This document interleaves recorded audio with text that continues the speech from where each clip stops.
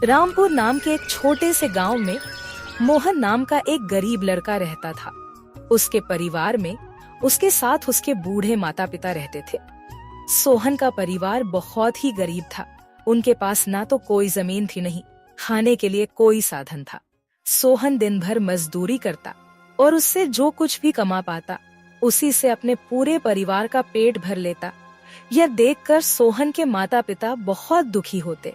हमारे पास ना अपना घर है और ना ही अपनी कोई जमीन। हमारा बेटा दिन भर दूसरों के खेतों में मजदूरी करता है और उसके बदले भी उसे बहुत कम पैसे मिलते हैं।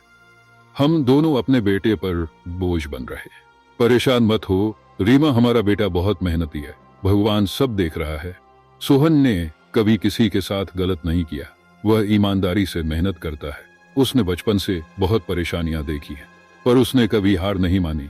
एक दिन हमारा बेटा भी बहुत धन कमाएगा और उसकी सारी परेशानियां दूर हो जाएंगी। सोहन हमेशा सोचता था कि आज भले ही उसकी किस्मत उसका साथ ना दे रही हो, पर उसे यकीन था कि अगर वह मेहनत करता रहेगा तो एक दिन उसका भाग्य भी बदलेगा और उसकी सारी परेशानियां खत्म हो जाएंगी। एक दिन सोहन लालाराम जमींदार के खेत पर काम कर रहा था। लालाराम पास के एक पेड़ के नीचे बैठा था।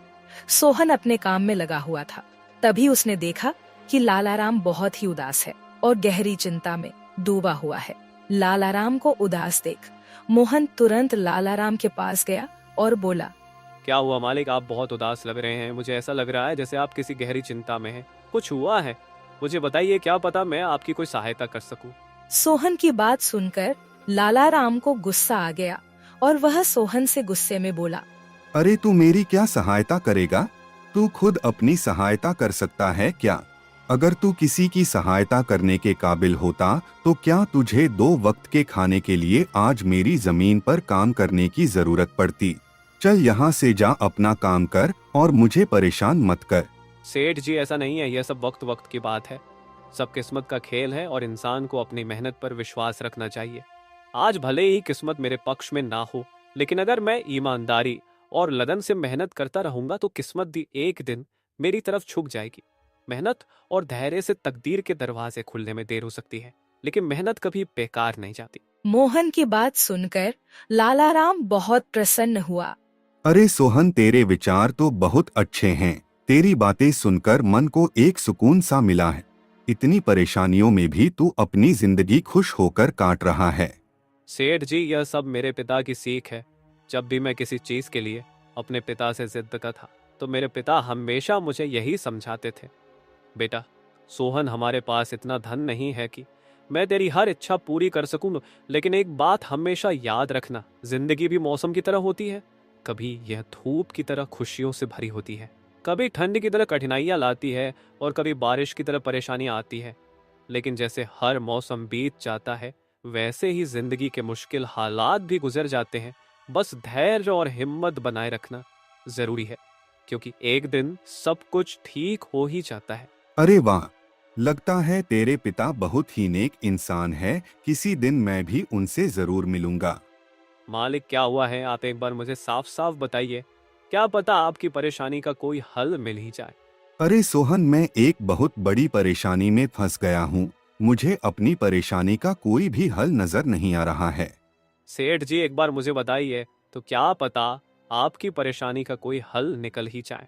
सोहन, हमारे गांव में मेरे पिता की एक पुश्तैनी जमीन थी जो काफी पीढ़ियों से हमारे पास थी।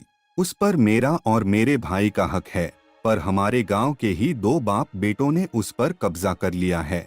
मैं पुलिस थाने में केस दर्ज कराने की सोच रहा था, लेकिन गांव के बहुत बड़े बड़े लोग उनके साथ हैं। मैं कितनी भी कोशिश कर लूं, लेकिन मैं उन लोगों का कुछ नहीं बिगड़ पाऊंगा।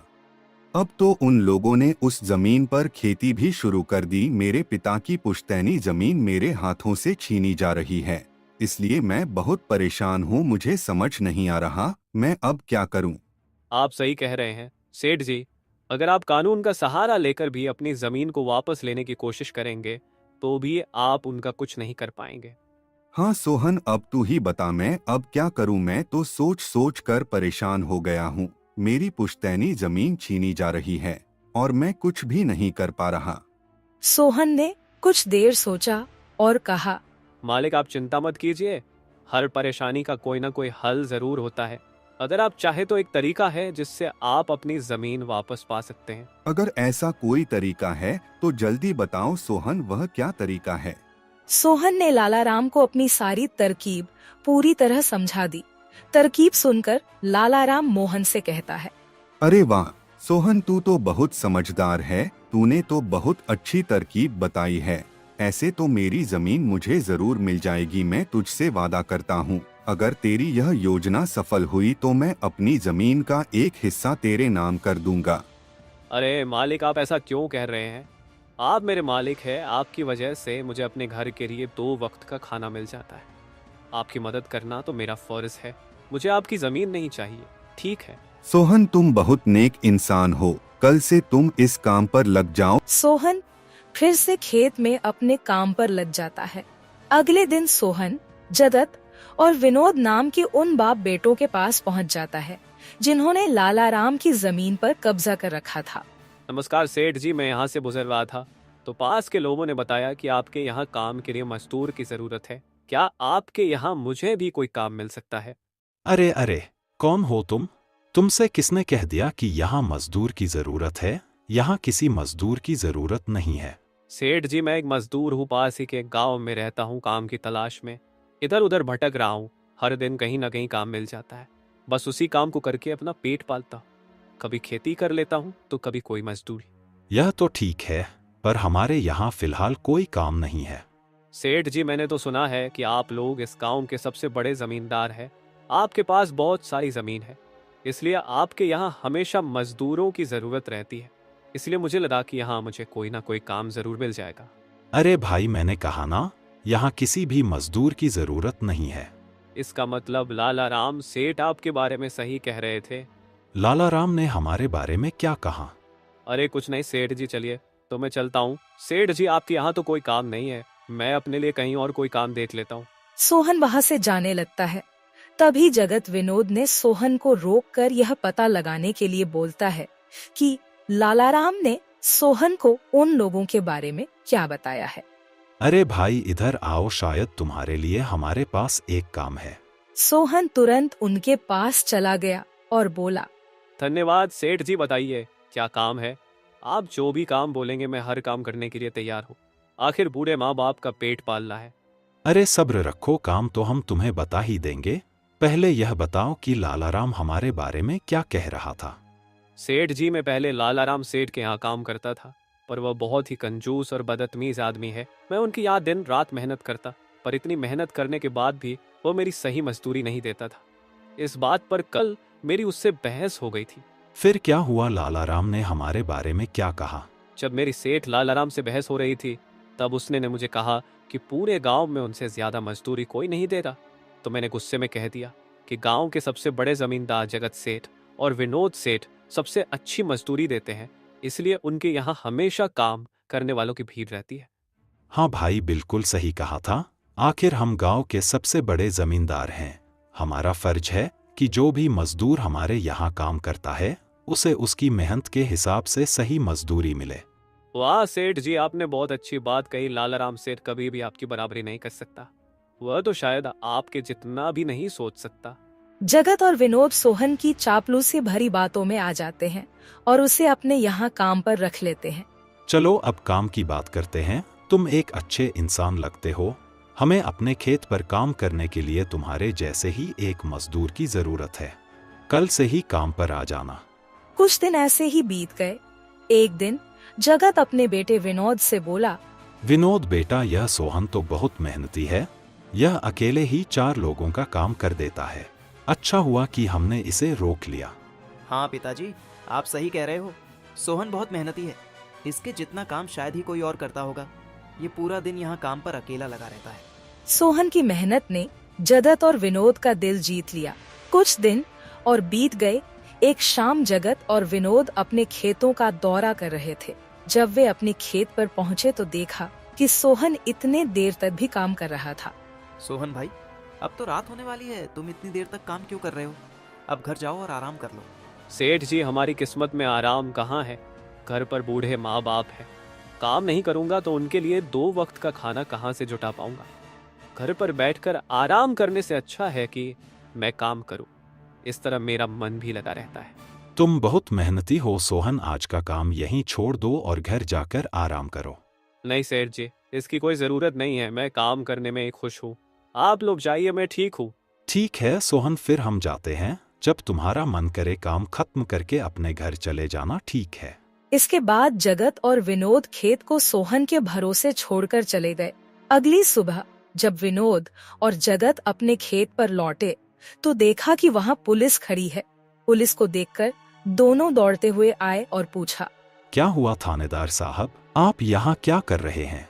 क्या यह जमीन तुम दोनों की है? हाँ थानेदार साहब, यह जमीन हमारी है, हमारे पास इसके कागजात भी हैं। फिर तो तुम दोनों को ले जाकर जेल में डालना ही पड़ेगा। यह क्या कह रहे हैं थानेदार साहब, हम कुछ समझे नहीं, आप क्या कहना चाह रहे हैं? अभी तुम दोनों बहुत अच्छे से समझ जाओगे। वह देखो तुम्हारी जमीन से क्या निकला है। थानेदार के कहते ही दोनों बाप बेटे जब पलट कर देखते हैं तो वहाँ उनकी जमीन में एक लाश दबी हुई थी जिसमें सिर्फ कंकाल बचा था। यह देखकर दोनों बाप बेटे डर जाते हैं। थानेदार साहब, यह किसकी लाश है और यह हमारे खेत में कहाँ से आ गई? अब बहाने मत बनाओ, पहले लोगों को मारो फिर उन्हें अपनी जमीन में गाड़ दो और अब कह रहे हो कि यह क्या है? नहीं थानेदार साहब, हमें नहीं पता कि यह सब क्या है। यह लाश यहाँ कैसे आई, हमें कुछ नहीं पता। अब झूठ मत बोलो, अगर फांसी नहीं हुई तो कम से कम तुम दोनों को उम्र कैद की सजा तो जरूर मिलेगी। फांसी और उम्र कैद की बात सुनकर दोनों बाप बेटे डर गए और थानेदार के सामने गिड़गिड़ाने लगे। थानेदार साहब, हम इस लाश के बारे में कुछ नहीं जानते। हमें नहीं पता यह लाश किसकी है और इसे यहाँ कौन गाड़ कर चला गया। इस मामले से बचने के लिए दोनों ने कुछ तरकीब सोचनी शुरू की। तभी सोहन वहाँ आ जाता है। अरे सेठ जी, यह पुलिस यहाँ क्यों आई है? क्या हुआ है? सोहन देखो, पता नहीं कहाँ से हमारी जमीन में यह कंकाल आ गया है। मालिक, यह कंकाल यहाँ कहाँ से आ गया? ये तो बहुत गंभीर बात है। हाँ सोहन, पता नहीं यह कंकाल यहाँ कहाँ से आया है और थानेदार साहब को लगता है कि इसे हमने यहाँ मारकर गाड़ा है। अब तू ही कोई उपाय सोच जिससे हम इस परेशानी से बच सके। तीनों को आपस में खुसर फसर करते देख थानेदार ने कहा, अब कोई तरकीब मत बनाओ, तुम दोनों बाप बेटों में से कोई एक तो जरूर जेल जाएगा। अब तुम ही तय करो जेल कौन जाएगा। थानेदार साहब, थोड़ा सा समय दीजिए, हम तय कर ले कि जेल कौन जाएगा। मैं बस 5 मिनट देता हूँ, जल्दी से फैसला करो कौन जाएगा जेल। सोहन, जगत और विनोद थोड़ी दूरी पर जाकर बात करने लगे। देखो मालिक, दोनों के फंसने से अच्छा है कि कोई एक फंसे। अब सोचिए कौन जाएगा। हम दोनों में से कोई भी जेल नहीं जाना चाहता। सोहन भाई, कोई उपाय सोचो जिससे हम दोनों इस मुसीबत से बच सके। मालिक, एक बात कहूँ, इस कंकाल को देखकर ऐसा लगता है कि इसे काफी महीने पहले जमीन में दबाया गया होगा। जगत फांसी की बात सुनकर पहले ही डर गया था और सोहन की बात सुनते ही उसने फटाफट पूरी कहानी सोहन को बता दी। देखो सोहन भाई, सच कहूँ तो यह जमीन हमने कुछ महीने पहले ही लालाराम से हड़प ली थी। विनोद की बात सुनकर मोहन ऐसा दिखाने लगा जैसे उसे कुछ पता ही ना हो। क्या क्या कहा मालिक आपने? ये जमीन हड़पी थी, मुझे कुछ समझ नहीं आ रहा, जरा साफ साफ बताइए। जगत ने जमीन हड़पने की पूरी कहानी सोहन को बताई। पूरी कहानी सुनने के बाद सोहन ने कहा, मालिक, मेरे पास एक तरकीब है जिससे सांप भी मर जाएगा और लायत ही भी नहीं टूटेगी। जल्दी बताओ सोहन भाई, क्या तरकीब है? तरकीब बताने से पहले मुझे यह बताइए कि आप लोगों के लिए क्या ज्यादा जरूरी है, यह जमीन या आप दोनों की जान? सोहन, इसमें पूछने वाली कौन सी बात है? हमारे लिए जमीन से ज्यादा हमारी जान प्यारी है। तो एक काम कीजिए मालिक, आप सबसे पहले जाकर थाने आर को बताइए कि यह जमीन सेठ लालाराम की है। आप उनसे बोलिए कि हमने तो कुछ महीने पहले ही यह जमीन बस काम करने के लिए उनसे ली थी, बाकी का काम मैं संभाल लूंगा। अरे सोहन, लेकिन इससे तो हमारी जमीन हमसे छिन जाएगी, फिर क्या होगा? नहीं मालिक, शायद आप मेरी तरकीब समझ नहीं पाए। जब आप थानेदार को बताएंगे कि यह जमीन सेठ लालाराम की है तो पुलिस किसे गिरफ्तार करेगी? सेठ लालाराम को। और जब लालाराम जेल चला जाएगा तब आप लोग फिर से जमीन पर कब्जा कर सकते हैं। इससे आप लोग भी जेल जाने से बच जाओगे और जमीन भी आपके ही के पास रहेगी। सोहन की तरकीब सुनकर दोनों बाप बेटे दंग रह गए। वाह सोहन भाई, तुम तो बहुत होशियार हो। आज तक तुमने हमें अपने काम से खुश किया था, अब तुम्हारी बुद्धि हमारी जान भी बचाएगी। इसके बाद तीनों थानेदार के पास गए और मोहन ने जो कुछ कहा था वही बात दोनों बाप बेटे थानेदार से कहने लगे। थानेदार साहब, यह जमीन हमारी नहीं है। हमने कुछ महीने पहले ही काम करने के लिए यह खेत लालाराम सेठ से लिया था। वह जब खुद फंस गए हो तो अब किसी और को फंसाकर अपनी जान बचाना चाहते हो ना? साहब, अगर आपको हमारी बात पर यकीन नहीं हो रहा तो आप सोहन से पूछ लीजिए। वह हमारे साथ बस कुछ दिनों से ही काम कर रहा है। इससे पहले वह सेठ लालाराम के यहाँ काम करता था। बोलो सोहन, यह जमीन किसकी है? थानेदार साहब, ये जमीन सेठ लालाराम की है। जगत सेठ और विनोद सेठ ने तो बस कुछ समय से इस जमीन पर खेती कराना शुरू किया है। सोहन की बात सुनकर थानेदार ने सोहन से कहा, सेठ लालाराम को बुलाने के लिए कहो। सोहन, तुम एक काम करो, जाओ और सेठ लालाराम को बुलाकर लेकर आओ। सोहन तुरंत जाकर सेठ लालाराम को बुला लेता है, परंतु लालाराम अपने साथ गांव के सरपंच को भी अपने साथ ले आता है। यहाँ क्या हो रहा है? यहाँ इतने लोग क्यों जमा है? देखिए सरपंच जी, इन दोनों की जमीन से एक कंकाल निकला है और अब यह लोग कह रहे हैं कि यह जमीन इनकी नहीं है बल्कि सेठ लालाराम की है। थानेदार ने सरपंच जी को पूरी कहानी सुना दी। अपने आप को फंसा देख जगत ने सरपंच से कहा, नहीं सरपंच जी, यह जमीन हमारी नहीं है। हम यहाँ बस कुछ समय से काम कर रहे हैं। आप हमारे मजदूर मोहन से पूछ लीजिए।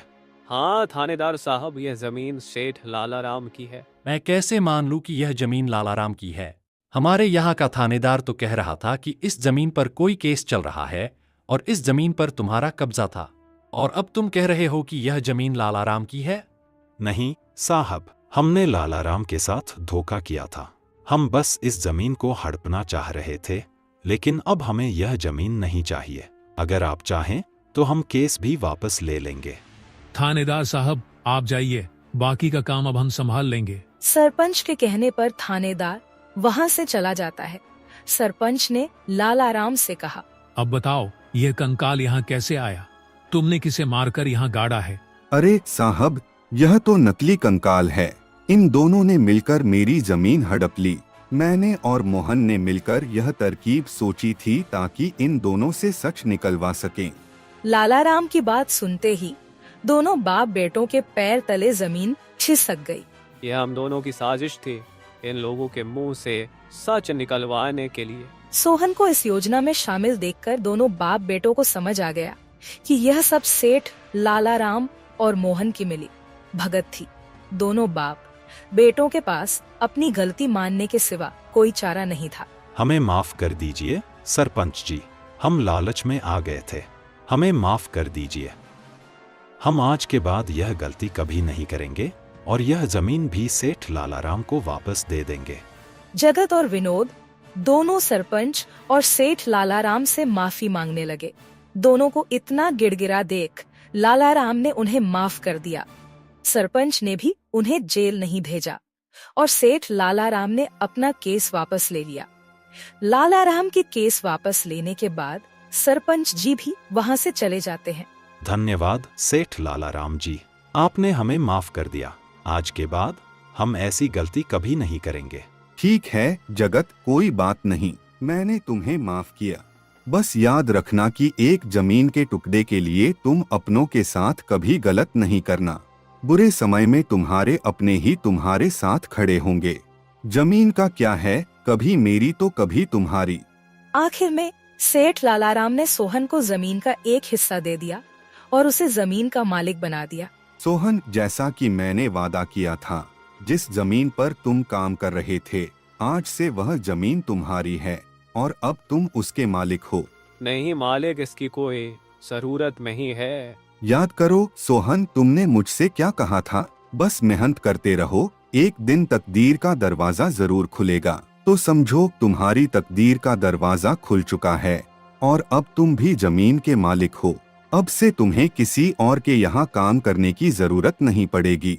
इस तरह मोहन ने अपनी मेहनत और बुद्धि से सेठ लालाराम को उसकी जमीन वापस दिलाई और दोनों ठगी करने वाले बाप बेटों को भी सबक सिखाया। इस तरह मोहन ने अपनी मेहनत और चतुराई की मदद से अपनी फूटी किस्मत बदल दी और अब वह भी एक बड़ी जमीन का मालिक बन गया था।